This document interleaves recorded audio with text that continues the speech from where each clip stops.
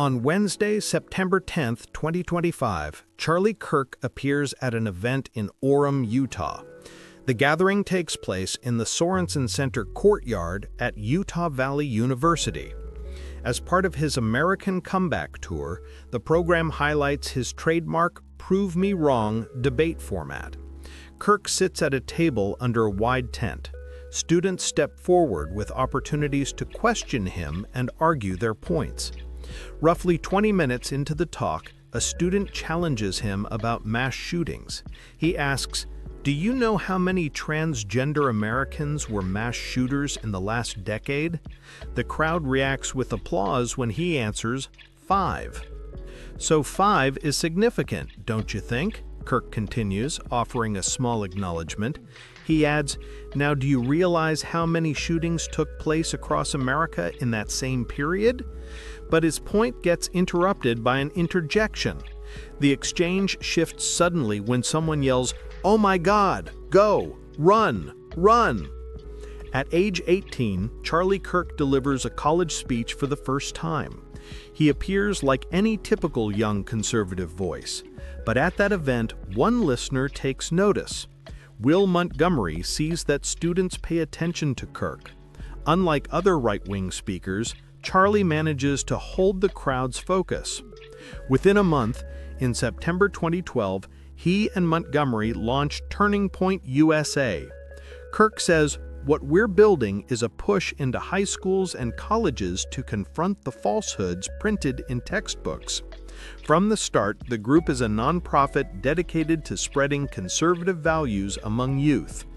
"I'm only 19 years old, but I fight this battle daily," Kirk tells supporters. "I visit campuses and high schools, facing professors and socialists in debates. The results come slowly. Turning Point steadily expands. Before long, it develops into a force greater than just Kirk. They project recruiting 4,000 to 5,000 fresh student members. Recruit here means adding their information into the movement's base. High-energy conferences become the reward for top participants. They arrange appearances by increasingly prominent conservative voices. The youthful Kirk swiftly cements his role in the political right. He is rushed to Timpanogos Regional Hospital in the area. Reports at first say his state is life-threatening. UVU spokeswoman Ellen Trainor confirms a suspect was caught and is not enrolled there. "How dare you? How dare you? How dare you? How dare you? How dare you?" is shouted repeatedly. Soon after, political leaders start responding. On Truth Social, President Donald Trump writes a message asking for prayers for Charlie Kirk. Vice President J.D. Vance also voices the same request. Governor Spencer Cox of Utah denounces the attack, joined by California Governor Gavin Newsom and several other officials. At 2:26 MDT, FBI Director Kash Patel states online that a shooter has been detained. Authorities confirm a suspect is in their hands, yet only hours later, those claims are walked back. Governor Cox explains that George Zinn, the man first held, is not the killer but faces charges of obstruction. Another person is briefly detained, then freed. At present, officials emphasize their investigation is ongoing.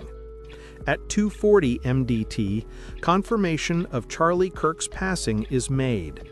Donald Trump breaks the news through Truth Social. He leaves behind his wife, a daughter, and a son.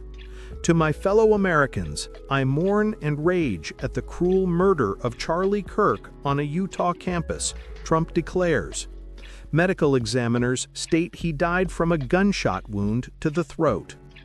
As of September 11th, no new suspects have been taken in.